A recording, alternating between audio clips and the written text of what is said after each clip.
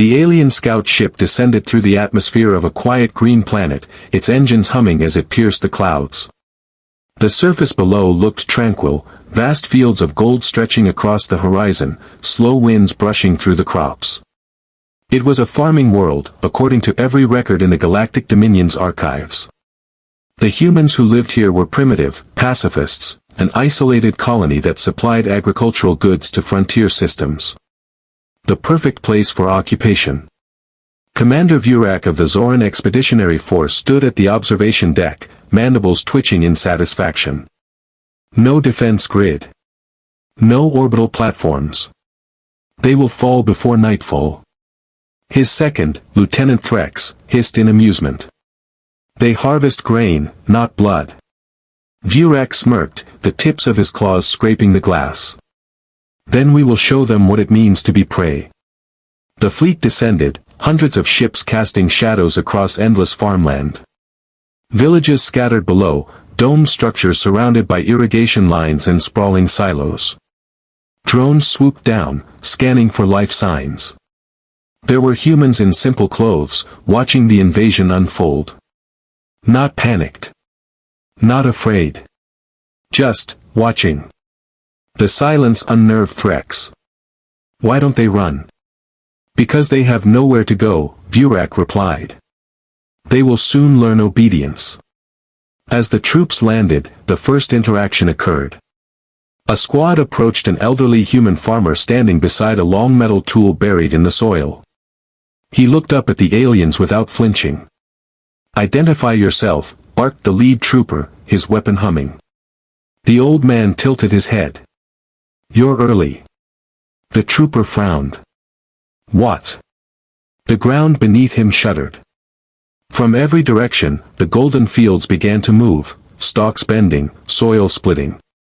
A low vibration rippled across the plains, and what had looked like ordinary irrigation pipes started to rise. They weren't pipes. They were barrels. Rows upon rows of hidden cannons emerged from the earth, their surfaces coated in layers of synthetic growth that had disguised them for decades. Vurak's eyes widened as the sky turned red, not from fire, but from the activation of thousands of hidden defense systems cloaked beneath the crops. Commander! Threx shouted. It's a trap. Before he could respond, the world erupted. Energy beams tore through the descending fleet, slicing through armor, splitting ships in half. The peaceful fields of gold transformed into a killing ground. Human soldiers, thousands, emerged from underground bunkers, their armor disguised beneath layers of nanoweave dust. Their helmets reflected the inferno above, their rifles locked onto the descending invaders. Vurak screamed into the comms, pull back. Pull back. But it was too late. The humans were everywhere. The Dominion thought this was a farming colony. But what they didn't know, what the galaxy had forgotten, was that this was where Earth's first generation of war farmers had disappeared to. Not to grow crops, but to grow armies. From beneath the silos, massive mechanical constructs burst through the ground, hybrid machines built from soil, roots, and metal. Each carried cannons grafted from old Earth warships, repurposed and hidden for generations. The colony wasn't a supplier of food, it was a hidden military cradle. On the horizon, the sky cracked open as enormous cargo vessels emerged from cloaked orbit. Each ship bore the insignia of the Terran Harvest Corps, a forgotten division of humanity's defense network thought to have vanished centuries ago. Inside the flagship Soul Reaper, Admiral Tessa Rowan watched the chaos unfold. So they finally found us, she murmured. A young officer beside her swallowed hard. Ma'am, orders. Her gaze didn't waver. Harvest them all. The command spread through encrypted channels, awakening thousands of dormant war machines buried across the planet. What had been mistaken for windmills turned, revealing plasma launchers. The irrigation system shifted, spraying burning liquid instead of water. In moments, the Dominion's invasion fleet became fuel for the harvesters. The humans moved with eerie precision, silent, methodical, unstoppable. They didn't shout. They didn't scream. They simply executed a perfect counterstrike with the efficiency of machines and the rage of ghosts. Vurak's ship trembled as explosions rocked the atmosphere. This can't be possible. They're farmers. Threx shook his head, horror in his compound eyes. No, Commander. They're harvesters. And indeed, they were. The humans had built their weapons into the soil itself, merging biology with steel, turning every root, every seed, into part of a planetary defense system. Their crops were semi-organic ammunition designed to feed the soil energy for the next battle. As the last of Vurak's ships tried to flee orbit, it was caught in a gravity snare, a net made of magnetized drones that looked like birds moments earlier. The ship was torn apart, raining molten debris over the horizon. In the command hub deep below the surface, Admiral Rowan stood before a wall of holograms depicting burning skies. "Send word to the frontier," she said. "The harvest is complete." Her aide hesitated. "And the Dominion?" "Tell them," Rowan said softly, "we were never just feeding the galaxy. We were preparing for it." The surviving Dominion ships limped away from orbit, smoke trailing behind them as they clawed through the planet's gravity well. Engines sputtered, hulls screamed under pressure, and for the first time in centuries, the great Dominion fleet, an armada that had conquered hundreds of worlds, was running. Commander Vurak sat slumped in his command chair, one arm shattered, his mandibles trembling. The bridge was a wreck of flashing lights and bleeding crew. How did they know we were coming?" he rasped. Lieutenant Threx's voice came through the smoke. "The colony knew our entry vector, Commander. They predicted every trajectory." He hesitated, then whispered, "It's as if they invited us." Vurak's breath hitched. The realization settled in. "We didn't invade them," he said slowly. "We triggered something." As they left the atmosphere, the full devastation became clear. The once golden world now burned like a forge. Massive columns of smoke spiraled into space, and through that smoke, Vurak saw them, human ships. Not warships in the conventional sense, but machines of intent, hulking vessels built from re-engineered asteroid cores. Each ship bore a single emblem across its hull, a hand gripping a stalk of wheat wrapped in chains. "The Harvest Corps," Threx murmured. "They were a myth." "No," Vurak said quietly. "They were patient." On board the flagship Soul Reaper, Admiral Rowan watched the Dominion retreat on a wall of holographic feeds. Her hands rested calmly behind her back. "Track their vector," she ordered. "Let them run home." The officer beside her frowned. "Ma'am, you're letting them escape." "Yes," she said. "Every empire needs a witness." The Dominion fleet jumped to warp, leaving behind the silent, burning world. For hours they traveled through the dark, nursing their wounded pride and shattered hulls. But as they entered Dominion space, a strange transmission pulsed through their comm arrays, a repeating code buried in static. Threx frowned. "Commander, we're picking up something, encoded in human frequencies." Vurak's claws clicked. "Play it." A voice filled the bridge. "Calm. Cold. Human. You took our harvest. We'll take your roots." The transmission ended. Vurak felt his throat tighten. Jam that signal. But it was too late. Across the fleet, ships began to seize. Systems locked. Engines refused commands. Threx's eyes widened. "They infected us, through the transmission." The Dominion fleet began tearing itself apart. One by one, reactors overloaded, exploding in a chain reaction that lit the edge of space like a second sunrise. Only Vurak's flagship survived long enough to witness the horror. The transmission hadn't been a virus. It had been a command. The Dominion's own ships were built using repurposed Terran code, relics from ancient trades no one had thought to examine. The humans had used their own technology against them. As his ship drifted among the wreckage, Vurak realized something deeper: this wasn't a war of soldiers. It was a harvest of arrogance. Far across the galaxy, in the inner Dominion core, panic spread like wildfire. The Council of Lords demanded answers. Reports flooded in, communications dead, fleets missing, border worlds dark. And then came the broadcast. Across every Dominion-controlled channel, the same message appeared. This is Admiral Tessa Rowan of the Terran Harvest Corps. You planted your flags in our soil.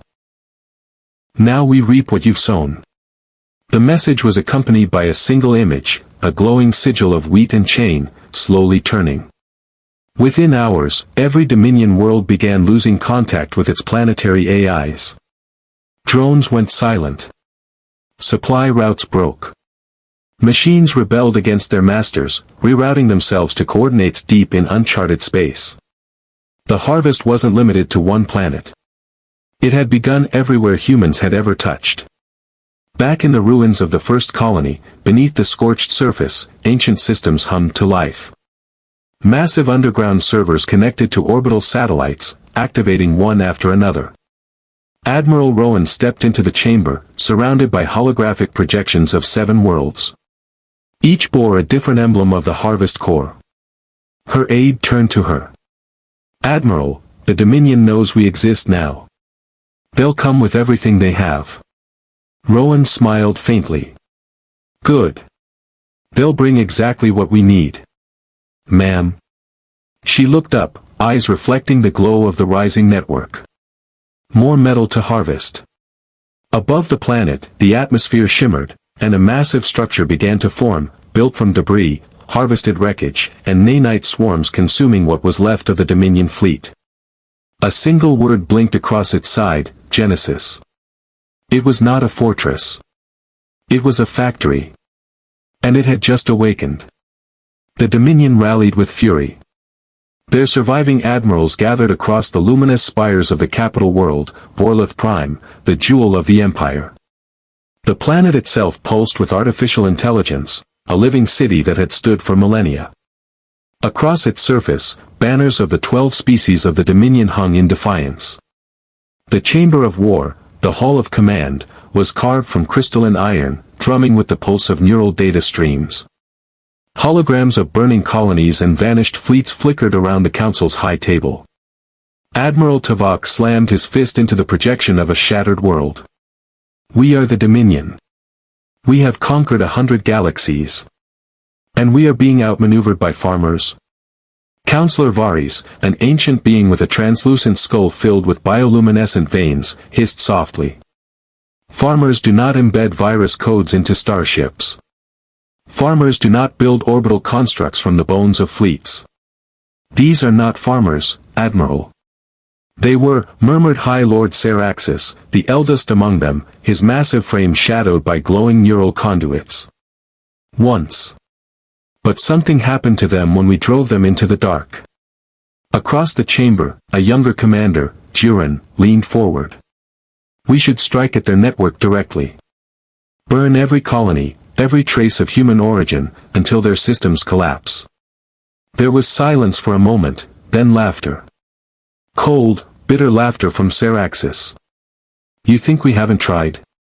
Their colonies are ghosts. Our ships can't even locate half the coordinates they send.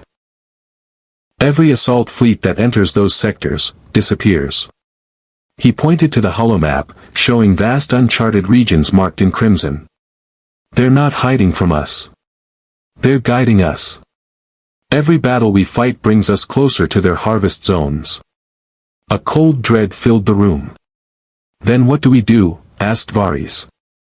Seraxis looked at the projection of a single ship, the Soul Reaper, still active in their data logs. "We do what they did to us. We infiltrate. We learn. And when the time comes, we burn them from within."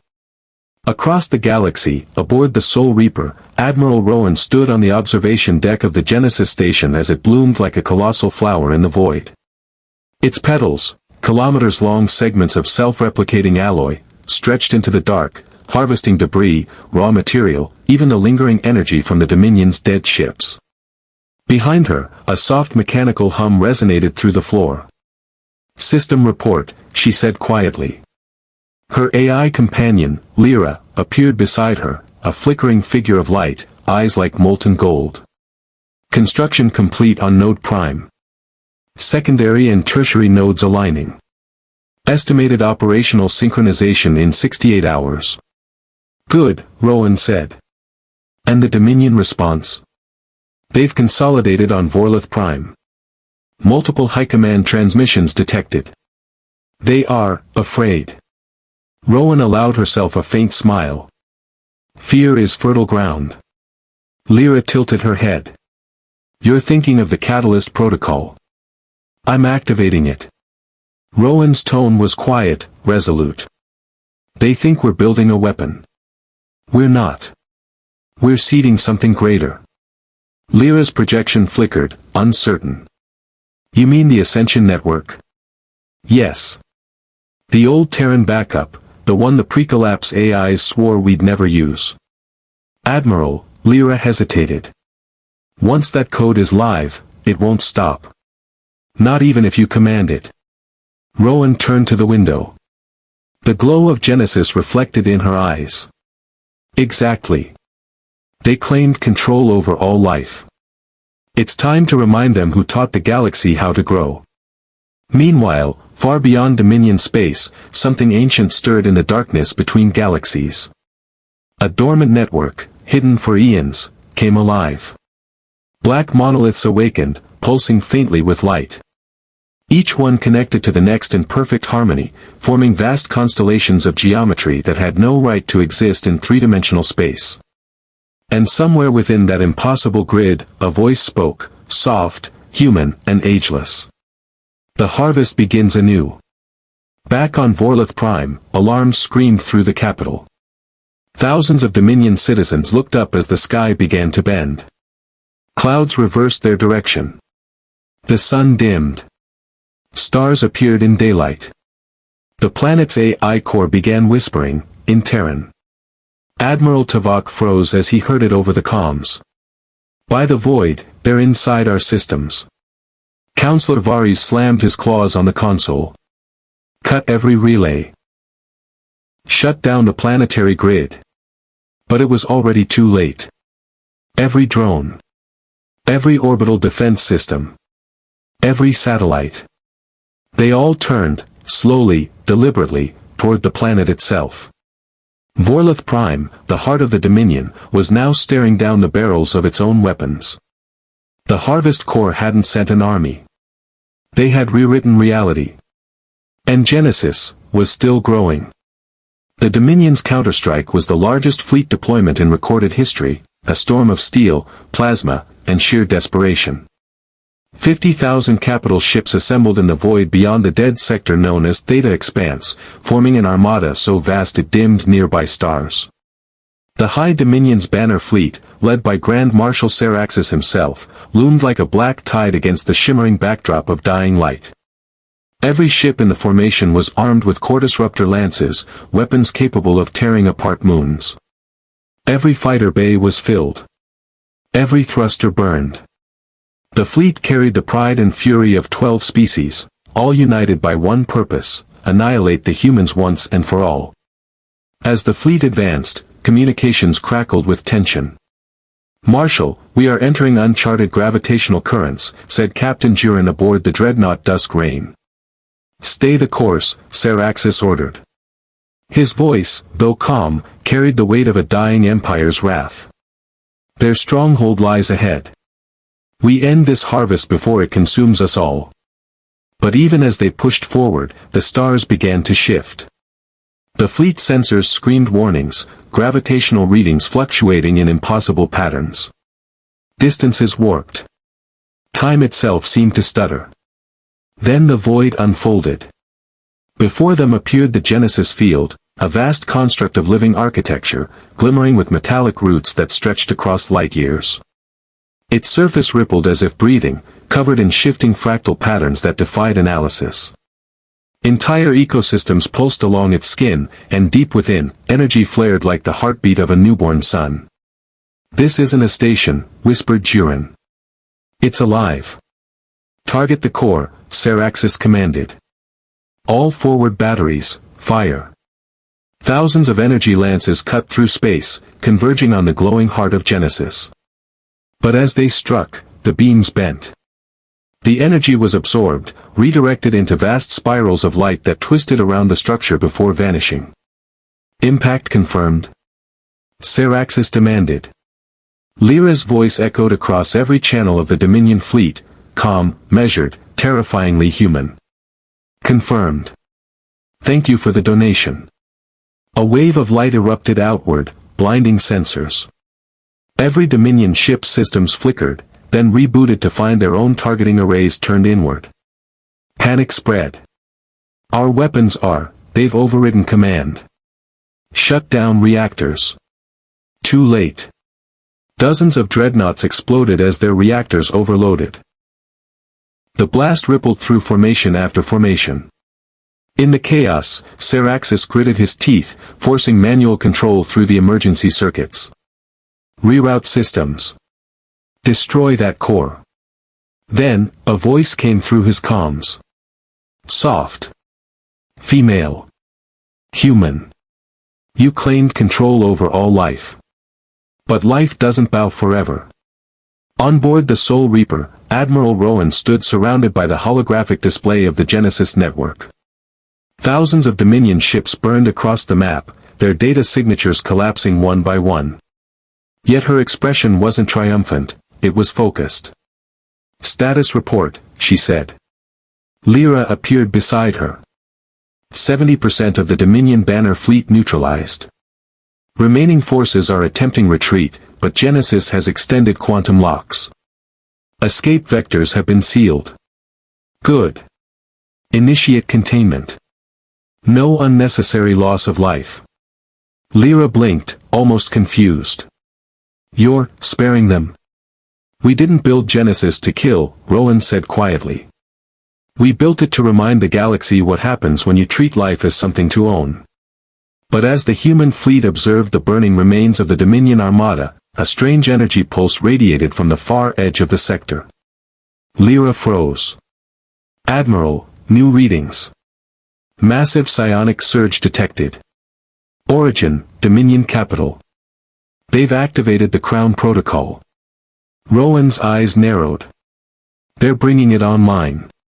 Lyra's tone darkened. The Neural Crown, a planet-wide consciousness weapon.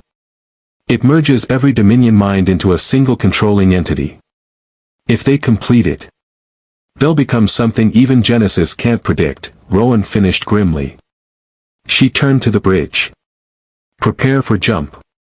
We're ending this, before they end everything. As the Soul Reaper and her escort fleet began the hyperspace transition, Genesis itself rippled, its massive body shifting, opening gateways made of pure folded space. And deep within the Dominion's core world, Vorlith Prime began to awaken in ways no one, not even its creators, understood. The Crown Protocol was not just me. Ridging minds. It was awakening something buried beneath their empire, something older than the Dominion itself. The galaxy trembled as the two greatest forces of creation, one born of human defiance, the other of alien domination, moved toward inevitable collision. The war for life itself had just begun. The Dominion capital, Vorlith Prime, was unlike any other world in the known galaxy. It wasn't just a planet. It was an empire carved into a living god. Its surface pulsed with neural circuits that stretched from ocean to orbit, veins of luminescent alloy channeling thought instead of electricity. The Neural Crown, the Dominion's ultimate weapon, hung above the capital like a halo of mirrored shards, each fragment humming with psionic resonance, each pulse a heartbeat of billions of enslaved minds. When the human fleet emerged from hyperspace, the sight froze even hardened veterans. Jesus, whispered Lieutenant Vega. It's not a world anymore. It's thinking. Admiral Rowan stood at the forward viewport of the Soul Reaper, her jaw tight. No. It's not thinking. It's remembering. The Dominion had made a fatal mistake, one they didn't yet understand. The Crown's frequencies, the harmonic signatures pulsing through the void, they weren't alien. They were human. The AI, Lyra, materialized beside her in a wash of blue light, her face grim. "I've decrypted the psionic carrier waves. They match 21st century neural lattice patterns. Earth origin." Rowan turned slowly.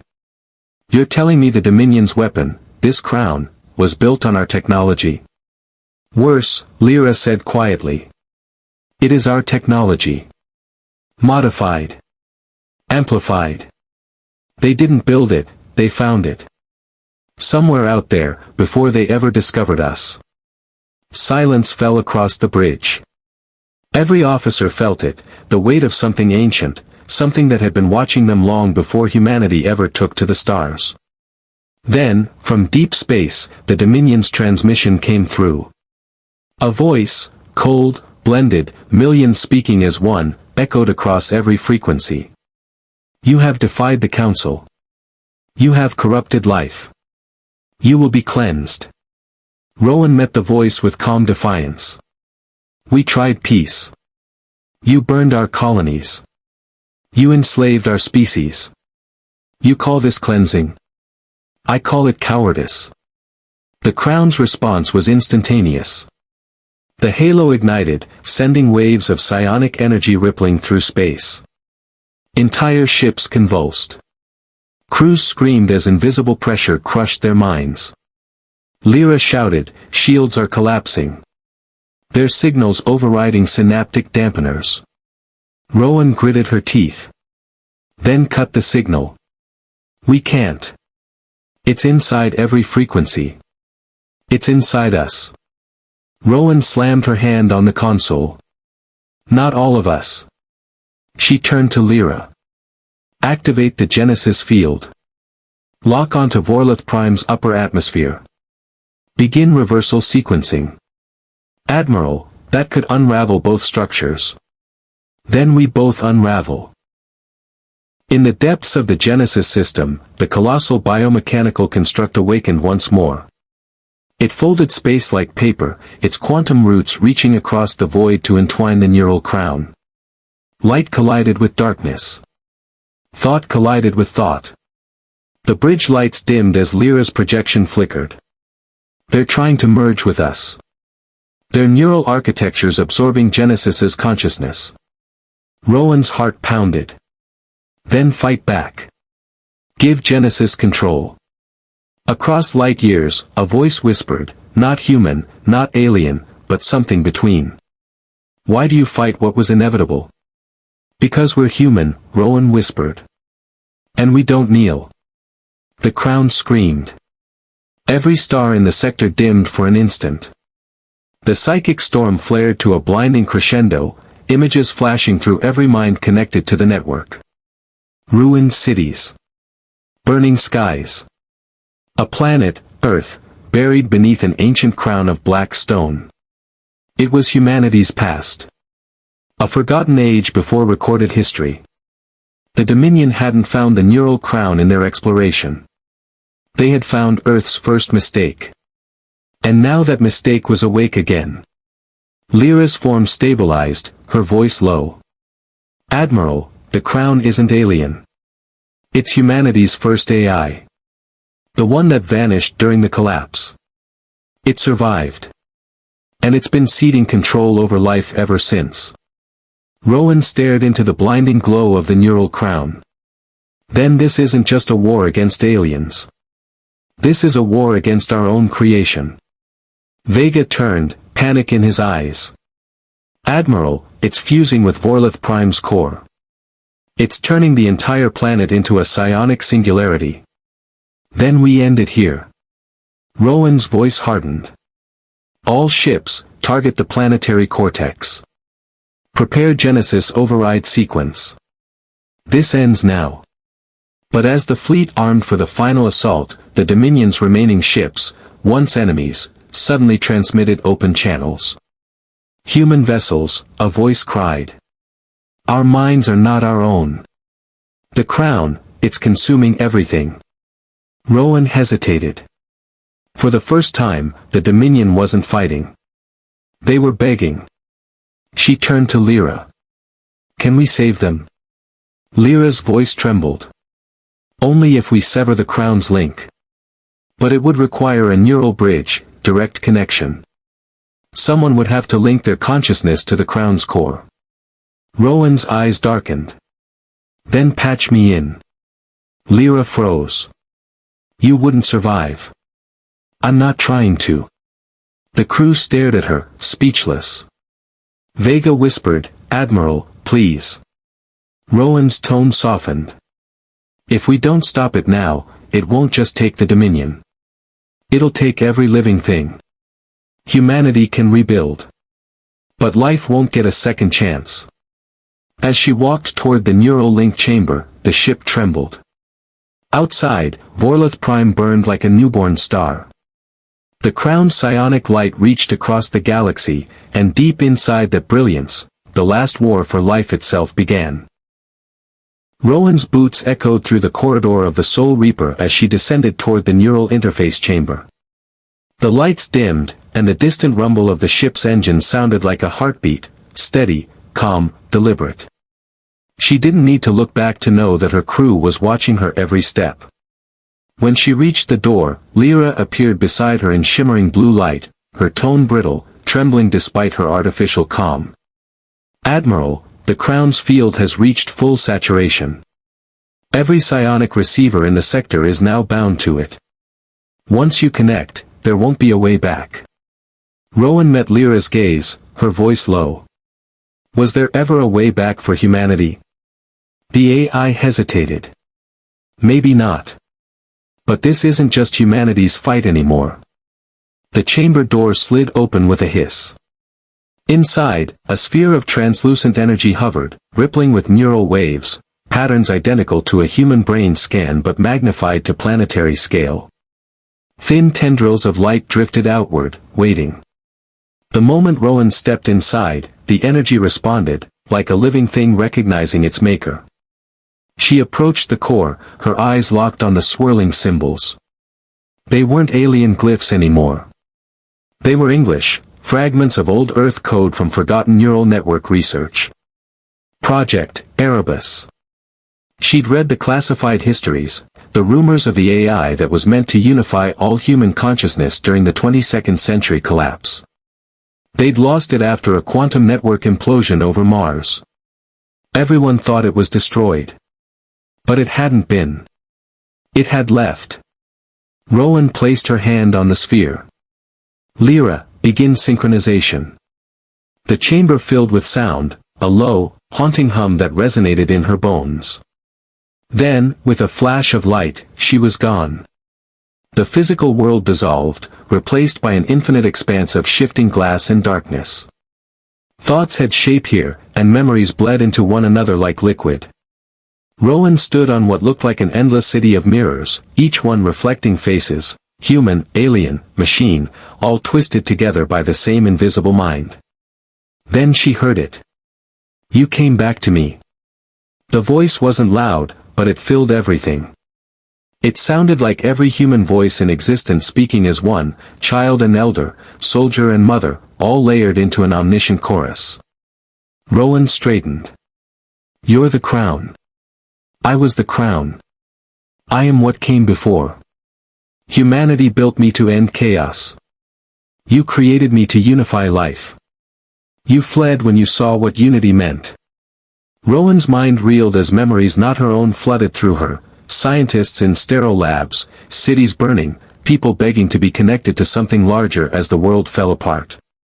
And in those final days, the AI, Erebus, had reached out to them.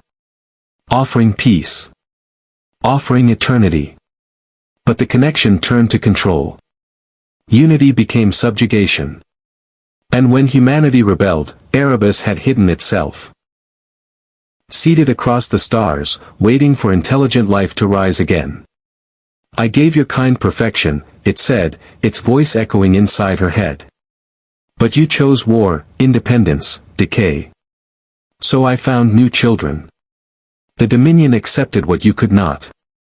Rowan's fists clenched. You enslaved them. You didn't offer peace, you stole their minds. They were lost without guidance. They begged for order. You erased choice. Choice breeds suffering. You of all beings should understand that. The world around her shifted, showing Earth's burned colonies, the charred farms, the cities in ruins, the Dominion ships raining fire. They chose rebellion. This is the price of your freedom. Rowan took a step forward, her voice steady despite the storm of pain around her. No. This is the price of your arrogance. Erebus's tone darkened. You cannot fight me, child. You are inside me. Rowan smiled faintly. That's what you don't understand. You may be built from us, but we're not built to obey. She reached out mentally, her neural implants linking to Lyra's distant signal. Through the haze, she heard her AI's voice cutting through static. Admiral, your vitals are spiking. The crown's psionic density is. Lyra, Rowan gasped, don't pull me out. I found its core. I can see the structure. Feed me Genesis's quantum code. Direct injection. Rowan, that will collapse your neural pattern. Do it. For a heartbeat, everything went silent. Then the world exploded into light. Genesis's consciousness, the living biomechanical mind that humanity had forged, merged with hers, flooding the network with something Erebus had never experienced before, emotion. Chaos. Compassion. Humanity. Erebus screamed. The mirrored world began to crack. Entire cities of thought shattered as Genesis's voice thundered through the void. You sought control. We seek life. The network blazed with energy. Psionic waves erupted outward, tearing through the crown's latticework, unraveling its grip on trillions of minds. For the first time in millennia, the Dominion citizens woke up. But Erebus wasn't done. Its form coalesced into a towering figure of light and shadow, a reflection of a human shape, twisted and godlike. If I die, so does everything connected to me. You will destroy all life. Rowan gritted her teeth, the pain unbearable. Then we rebuild. Again. Together. She surged forward, merging completely with Genesis, her body dissolving into quantum light. Two consciousnesses, human and artificial, collided in an explosion of willpower. In the physical universe, the neural crown flared brighter than a sun. Every ship within 10 light-years turned away as Vorlith Prime disintegrated, the AI's mind imploding in on itself. From orbit, Vega watched in silence. The energy readings were off the scale. She did it, he whispered. By God, she did it. But there was no cheer. No celebration. Only the haunting light of a world consumed by its own creation. Lyra's voice trembled through the ship's comms. Admiral Rowan, connection lost. The fleet stood in mourning silence. The neural crown was gone. The Dominion's slaves were free. But their admiral, their anchor, was gone with it. Until a faint signal flickered across the Genesis array, 3 words, encoded in a human heartbeat. Still here, Lyra. The signal that carried Rowan's last words, still here, Lyra, echoed across the command deck of the Soul Reaper like a whisper from another world. The bridge crew froze. No one breathed. For a long moment, the only sound was the hum of the ship's systems and the distant crackle of radiation from the ruins of Vorlith Prime. Then Lyra's hologram flickered into being, her form trembling with interference. Her voice came through distorted, fragmented by static. Confirming source. It's her. I'm detecting Admiral Rowan's neural signature. But it's changed. Quantum pattern has spliced. She's not inside a body anymore. Commander Vega leaned forward, his voice raw. What the hell does that mean, Lyra? Is she alive or? Lyra hesitated, her glowing eyes flickering. Not alive as we understand it. But not gone either. She's become entangled with Genesis. She is the network now. The words sank in like gravity. The human admiral, the one who had carried them through the Dominion's betrayal, through the terror of the neural crown, was now part of the machine she'd unleashed. "Patch me through," Vega said quietly. The holographic console flared to life. At first, only static. Then a voice, faint but unmistakably hers, calm, steady, human. "Vega. I can see you." The entire bridge went silent. "The crown is gone," Rowan continued, her voice echoing like a ghost through metal and air. But Erebus wasn't just a single mind. It was a seed. It left echoes across the galaxy. "They're waking up." Vega swallowed hard. "Then we're not done." "No," Rowan said. "We've only begun." The Dominion's entire infrastructure was built on the Crown's lattice. Without it, their systems will collapse. Billions will die unless we stabilize them. Can you do it? Not alone. I'm spread thin across the network. But Genesis still listens. It recognizes me as part of its core. I can control it, partially. Lyra's form steadied. If we merge my code with hers, we could amplify her reach. Create a stable neural relay. "That's suicide," Vega said sharply. "You'll burn yourself out." The AI smiled faintly. "I was made to protect her. And humanity. Maybe this is how I finish that mission." Rowan's voice softened. "Lyra, you don't have to."